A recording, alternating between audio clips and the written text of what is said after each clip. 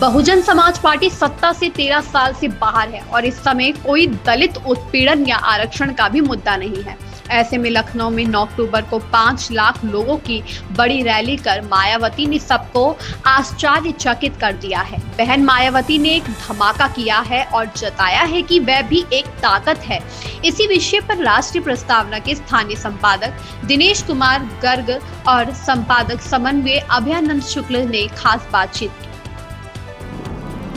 नमस्कार, आप देख रहे हैं राष्ट्रीय प्रस्तावना और मैं हूं दिनेश कुमार गर्ग। आज हम बात करेंगे उत्तर प्रदेश की राजनीति के एक बहुत ही प्रभावशाली राजनीतिक दल की, जिसका नाम है बहुजन समाज पार्टी BSP, जिसने उत्तर प्रदेश में कई बार सरकारें बनाई और उत्तर प्रदेश में एक अच्छी कानून व्यवस्था की दृष्टि से एक अच्छे प्रशासन की पहली झलक उत्तर प्रदेश वालों को BSP के शासन में ही मिली। तो BSP पिछले 12 साल से 14 साल से लगभग 13-14 साल से पावर में नहीं है। 2012 तक पावर में रही, 2007 में आई, 2012 तक रही, अपने बलबूते रही। लेकिन उसके बाद से फिर अखिलेश यादव जी आए, फिर 17 में योगी जी मतलब बीजेपी गवर्नमेंट आई तो बीजेपी ने योगी जी को मुख्यमंत्री बनाया और योगी जी ने इतिहास में एक बड़ा उलटफेर किया कि अपनी नेतृत्व में दूसरी बार बीजेपी की सरकार फुल फ्लेज बनवा दी। तो अब 2027 का उत्तर प्रदेश का महासमर एकदम नज़दीक आ गया है। देखिए 2025 लगभग समाप्त हो रहा है और 2026 जनवरी से ही हमारा उत्तर प्रदेश क्योंकि बहुत ही राजनीतिक रूप से बहुत संवेदनशील है, तो वहाँ पे राजनीतिक गतिविधियाँ, चुनाव की तैयारियाँ, चुनाव का माहौल बनने लग जाएगा और अगले सितंबर अक्टूबर से सारे विकास कार्य ठप से होने लगेंगे। पूरी राजनीति में आप जानते हैं कि आरोप प्रत्यारोप, झूठी बातें, झूठी प्रपंच तमाम खड़े होंगे। तो एक माहौल में बड़ा परिवर्तन अगले साल आने जा रहा है। ज्योतिषी दृष्टि भी बहुत गड़बड़ बताया गया और राजनीतिक दृष्टि भी मुझे लग रहा है कि माहौल गड़बड़ होगा। ऐसे में BSP की, जिसको बहुत दिनों से साइलेंट माना जा रहा था, ये माना जा रहा था कि उसकी भूमिका वो धीरे धीरे हाशिए पे जा रही है, उसने अभी हाल में एक बहुत बड़ी रैली की रमाबाई रैली स्थल पर। कई लाख उसके समर्थक आए और उन्होंने ज़बरदस्त शो किया। उस शो को देखने के बाद अब फिर से यह चर्चा शुरू हुई है कि BSP is a force to reckon with, बहुत बड़ी ताकत है और अभी वो हाशिए पर नहीं है, अपने बलबूते पावर पे नहीं आती है। तो संभवतः अगर कोई ऐसी पार्टी जिसके साथ BSP गठजोड़ कर सकती है, वो अच्छी सीटें लेके आती है, तो हो सकता है अगली सरकार में वो शेयरिंग करे। तो इस संबंध में हम आज, हमारे एक्सपर्ट हैं, हमारे सहयोगी, हमारे कोऑर्डिनेटिंग एडिटर हैं शुक्ल जी, उनसे बात करेंगे। शुक्ल जी, बसपा की 9 अक्टूबर को जो रैली हुई है रमाबाई स्थल पर काशीराम जी की पुण्यतिथि पर, कई मायने में महत्वपूर्ण है। पहला तो यह है कि इस राजनीतिक सूखे में भी मायावती ने 5 लाख की लगभग भीड़ जुटाकर ये साबित कर दिया है कि उनके नाम पर भीड़ झुकती है। ये उनके राजनीतिक रसूख का भी परिचायक है। ठीक है, सीटें मिलना न मिलना तमाम राजनीतिक गणित होती है, लेकिन भीड़ जुटाने की उनकी कला 9 अक्टूबर को साबित हो गई।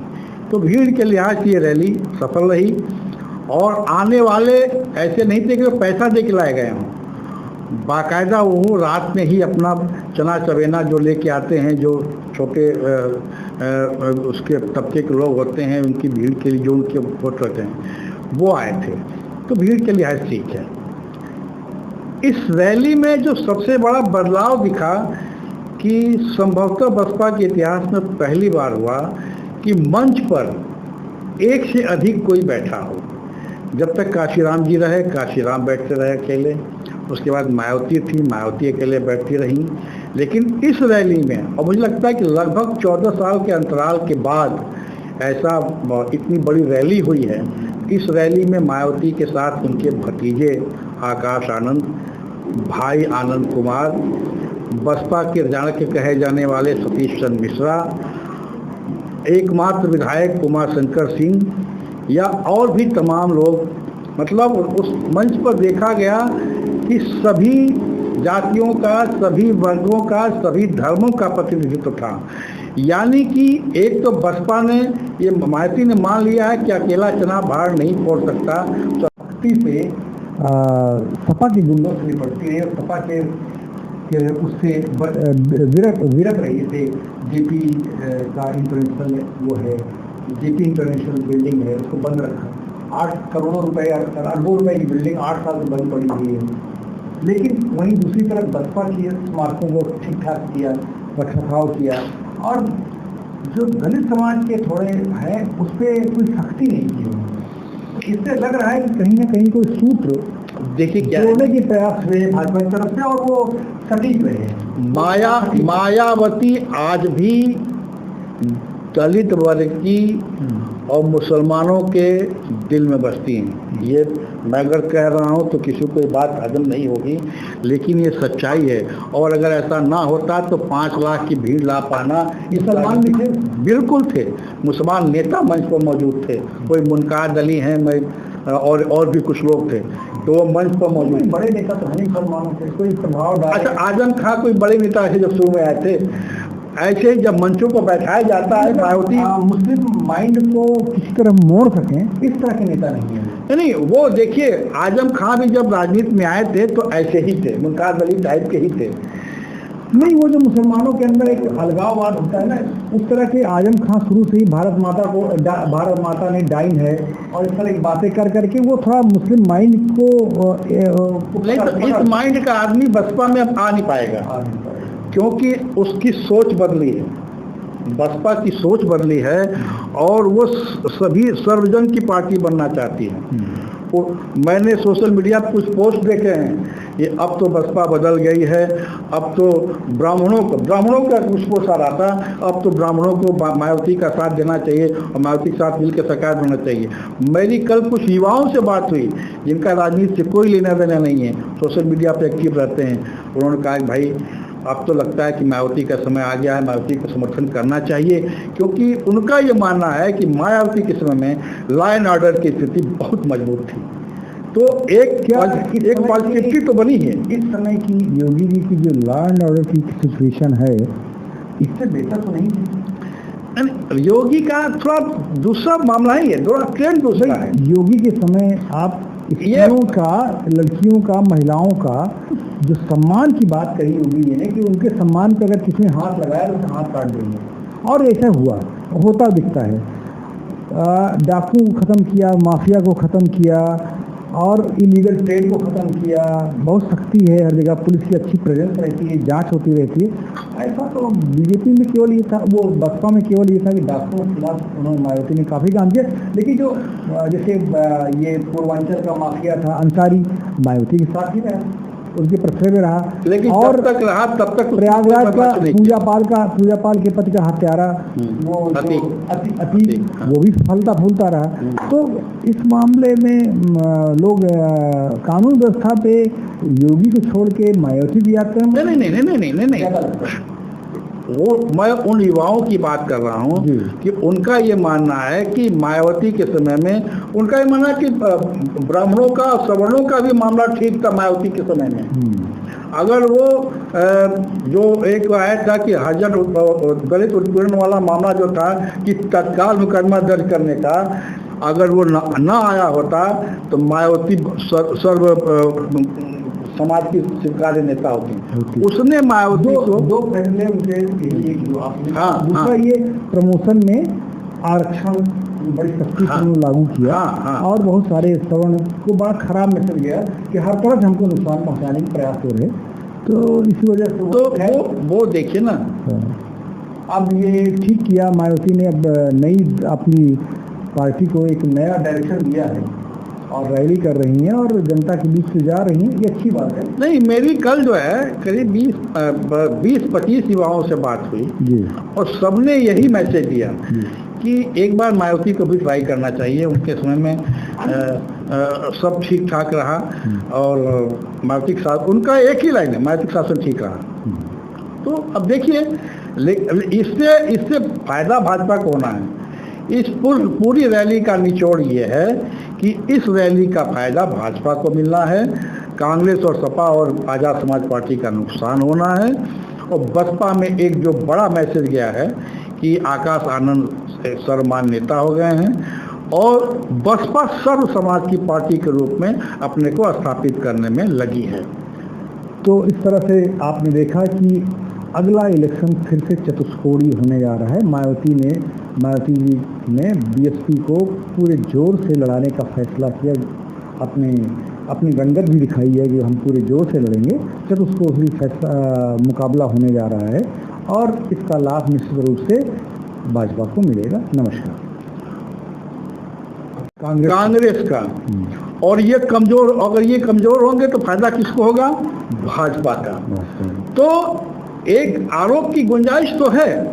अखिलेश यादव अगर आरोप लगा रहे हैं, एक वो भी खुल के नहीं लगा रहे हैं, वो संकेतों लगा रहे हैं कि आप अंदाजा लगा सकते हैं कि किसका किसी। मुझे तो ये समझ में आ रहा है कि भाजपा और सपा दोनों एंटी दलित होने से बचने के लिए, और जैसे सपा जो है डायरेक्ट हिट नहीं कर रहा है ना, और भाजपा ने भी साफ सफाई की ये और जो और व्यवस्थाएं की, ये प्रोटोकॉल दिया, तो कहीं मायावती उनको एंटी दलित न कहें इस डर के कारण कि एक सॉफ्ट कार्नर दलितों का बना रहे भाजपा के प्रति, भाजपा के प्रति को विरोध में कोई इशू न बने, समझौता इसलिए किया। नहीं। देखिए, मायावती से भाजपा की अंदरूनी बातचीत हो रही है, इसकी तमाम खबरें पहले आती रही हैं। इतिहास में तो बातचीत हुई, शेयरिंग की है। और मायावती का जो टोन डाउन हुआ है भाजपा के प्रति, उसको भी लेके चर्चाएं होती रही हैं। इसी में एक जो पिछले दिनों प्रकरण आया था कि आजम खां सपा के जो नेता थे, 23 महीने से जेल में बंद थे, कोई सफाई उनसे मिलने नहीं गया और सपा की तरफ से कोई मदद नहीं हुई। तो बताते हैं कि आजम खां की पत्नी तंजीम फातिमा से मायावती की मुलाकात हुई। उसके बाद मायावती ने शायद, जैसा कि बताया जाता है कि मायावती ने भाजपा से बात करके मीडिएटर की भूमिका निभाई, मैनेज किया और मैनेज करने के बाद आजम खां की रिहाई की राह आसान बनाई। और इसको इसलिए भी बल मिलता है आजम खां और मायावती के रिश्ते को कि उमाशंकर सिंह जो एकमात्र विधायक हैं बसपा से बलिया के, वो उन्होंने कुछ रिहाई के एक दिन पहले कहा था कि आजम खां का बसपा में स्वागत है। हालांकि वो उनका पासिंग रिमार्क था। किसी पत्रकार ने पूछा था बलिया में कि क्या आजम खां बसपा में शामिल होने हाजिर हैं, तो उमाशंकर ने कहा था कि आजम खां बड़े नेता हैं, अगर आते हैं तो पार्टी मजबूत होगी, हम उनका स्वागत करेंगे। लेकिन इसी के बाद से मीडिया में पूरी चर्चा हो गई कि आजम खां बसपा में जा रहे हैं, आजम खां बसपा में जा रहे हैं। खबर तो यहाँ तक है कि आजम खां 9 अक्टूबर की रैली में आने के लिए झोला झंडा लेके तैयार बैठे थे, लेकिन अखिलेश यादव ने डैमेज कंट्रोल किया। एक दिन पहले ही रामपुर पहुंच गए और अखिलेश यादव को मनाने के लिए जो शर्तें आजम खान ने जो अखिलेश पर रखी थी वो बड़ी भयानक थी। पहली शर्त ये थी कि जिसको मनाना हो, मिलना हो, हमसे रामपुर में आके मिलना पड़ेगा। दूसरा, अगर रामपुर आएंगे तो सांसद नहीं आएगा महबूबुल्लाह नदवी। अच्छा, हाँ, तो आप देखें कि आज अखिलेश यादव जो है सांसद को लेकर बरेली एयरपोर्ट तक तो गए, लेकिन वहाँ से अकेले आए हैं हेलीकॉप्टर से आजम खां से मिलने। तो आजम खां की शर्त मान ली गई। इसके बावजूद मैं आपको बता रहा हूँ कि आजम खां अभी पूरी तरह संतुष्ट हुए हैं नहीं, यह तो अलग बात है। लेकिन एक डेट पड़ने जा रहा है सपा में। सांसद महबूबुल्लाह नदवी का बयान आया, रिएक्शन आया है कि किसी के बनाने से हम थोड़े सांसद बने हैं, हमको 25 लाख जनता ने चुना है और जनता चाहती है तभी हम सांसद बने हैं। आजम खां हमको सांसद माने ना माने इससे कोई फर्क नहीं पड़ता। तो ये तलखी बनी, ये तलखी बढ़ गई। अब एक तरफ आपने आजम को मनाया, एक मुसलमान नेता को, दूसरी जगह एक सांसद आपके हाथ से निकलने को तैयार बैठा है। तो सपा की लेखन वो दूसरी दिक्कत है, ये सपा का अलग मामला है। लेकिन आजम खां से मायावती के रिश्ते हैं, इससे इनकार नहीं किया जा सकता, क्योंकि जितनी आसानी से आजम खां की रिहाई हो पाई है वो आखिर 23 महीना पहले क्यों नहीं हो गई? वही योगी सरकार थी, वही भाजपा थी, वही कोर्ट थी, वही पुलिस थी, लेकिन नहीं हुआ।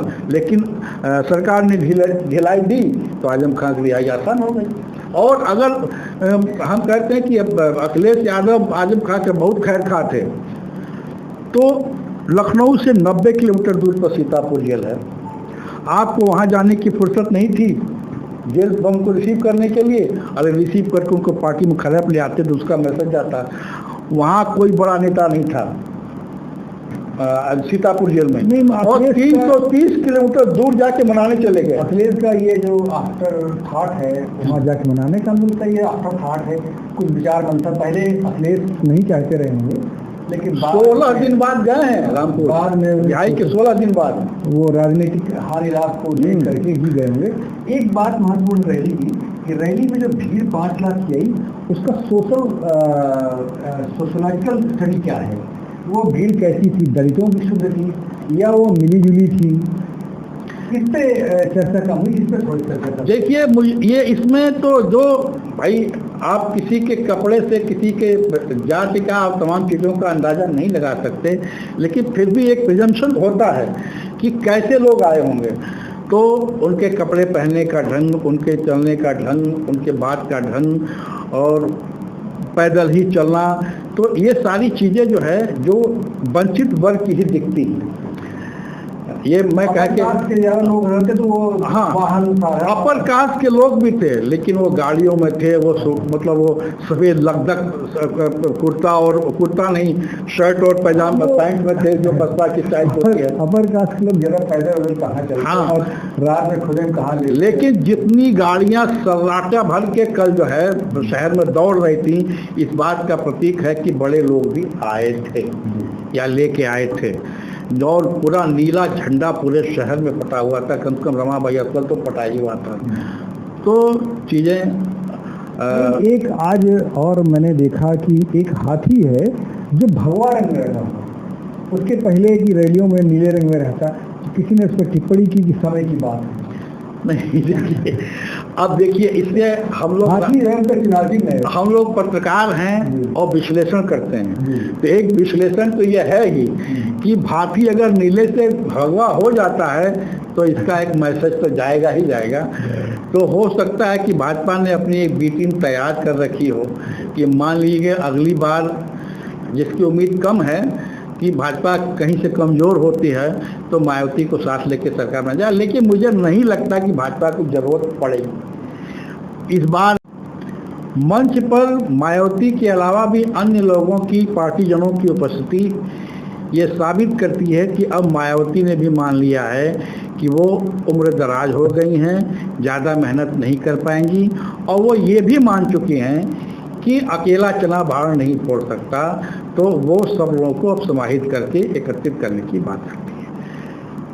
और इस रैली में जो सबसे महत्वपूर्ण बात थी कि आकाश आनंद को औपचारिक रूप से बसपा का उत्तराधिकारी के तौर पर घोषित कर दिया गया। हालांकि ये घोषणा नहीं की गई, लेकिन जो वहाँ का माहौल था, जो परिस्थितियाँ थी, बार बार आकाश आनंद का नाम लेना कि आकाश आनंद अच्छा काम कर रहे हैं, मेरे नेतृत्व में अच्छा काम कर रहे हैं, आप इनको सपोर्ट कीजिए, ये सारी चीज़ें यही थी कि मतलब मायावती ने एक मैसेज अपनी तरफ से दे दिया।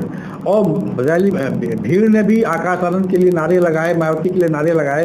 तो एक चीज़ स्टैब्लिश हो गई कि आकाश आनंद बसपा के सेकेंड इन कमांड या कह लीजिए डी फैक्टो मैन हेड हो गए हैं। इसका दूसरा अर्थ यह है कि बसपा के चाणक्य कहे जाने वाले सतीश चंद्र मिश्रा का कद मायावती के बाद नहीं, अब आनंद कुमार के बाद होगा। ये दूसरी चीज़ हो गई। इसके अलावा इस रैली में मंच पर जितने लोग थे, सभी धर्मों के, सभी जातियों के, सभी वर्गों के लोग थे। तो मायावती ने अपनी पार्टी को अब सिर्फ बहुजन समाज का नहीं, सर्व समाज का बनाने की कोशिश की है। इसके अलावा मायावती के भाषण को अगर गौर करें तो उनके भाषण में सनातन के खिलाफ कोई बात नहीं कही गई, जो एक बड़ा परिवर्तन है। एक बड़ा परिवर्तन है कि मायावती ने सनातन के खिलाफ कोई कुछ भी नहीं कहा, और ये सर्वाधिक नोट की गई बात है। दूसरी बात यह है कि उनके निशाने पर या तो अखिलेश यादव थे, या कांग्रेस थी, या आज़ाद समाज पार्टी के चंद्रशेखर आज़ाद थे। लेकिन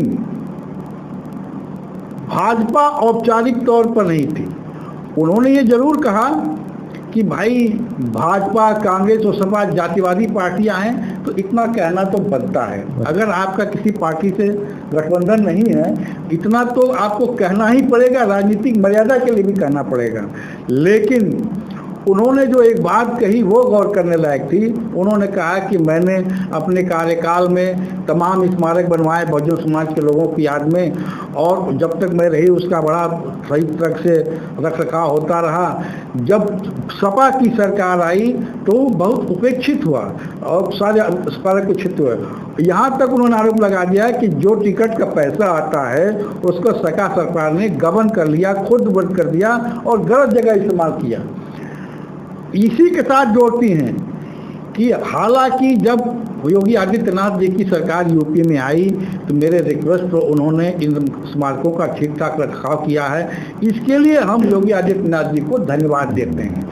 यह बयान जब उन्होंने कहा तो उसके बाद से बाकी सभी दलों में बेचैनी हो गई, और शाम होते होते अखिलेश यादव का तंज आ ही गया कि यह बयान इस बात को साबित करता है कि अंदर अंदर कुछ मिली भगत है। इसी मिली भगत पे एक बात जोड़ दें, नसीमुद्दीन सिद्दीकी ने भी एक बयान दिया जो बीएसपी के कभी नंबर 2 हुआ करते थे, बड़े महत्वपूर्ण होते थे, और कांग्रेस में है कि ये रैली जो है मेरे ज़माने में एक ARTO था, DC हो गया है, और उसने मुझे बताया कि ये रैली सरकार के सहयोग से हमारी बसों को, हमको बसें अरेंज करने के लिए कहा गया, और कहा गया कि डीजल भी नहीं दिया जाएगा, डीजल का भी इंतजाम करो।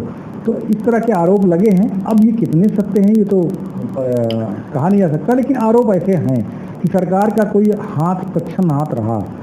गर्ग साहब देखिए, इस तरह के आरोप लगते रहते हैं, लेकिन जब तक कोई कंक्रीट या है अगर तो आप इसकी शिकायत कीजिए कि सरकारी धन का दुरुपयोग हुआ। अब नसीमुद्दीन की बातों का क्या भरोसा? वही कह रहा है ना कि ये पासिंग रिमार्क कह सकते हैं। अगर आपके पास भी हो सकती है, उनकी फ्रस्ट्रेशन भी हो सकता है। कोई कहा मतलब वो बसपा में बहुत बड़े पोजीशन में थे और आज नहीं है, कांग्रेस जैसी दोयम दर्जे की पार्टी में। क्योंकि अगर ऐसा होता, दर्द जो है, अगर ऐसा होता नसीमुद्दीन सिद्दीकी की बातों में कहीं भी ठोस बात होती, तथ्य होता, तो समाजवादी पार्टी अब तक इसको लेके बहुत दूर उठ गई होती।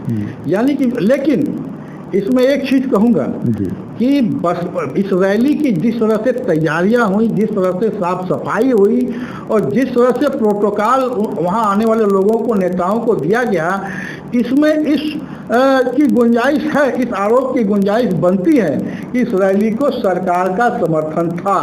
अब क्यों था? इस रैली के सफल होने से फायदा किसको होना है? इस रैली के सफल होने से अगर मायावती की रैली सफल होती है तो मैसेज ये जाता है कि मायावती मजबूत हो रही हैं।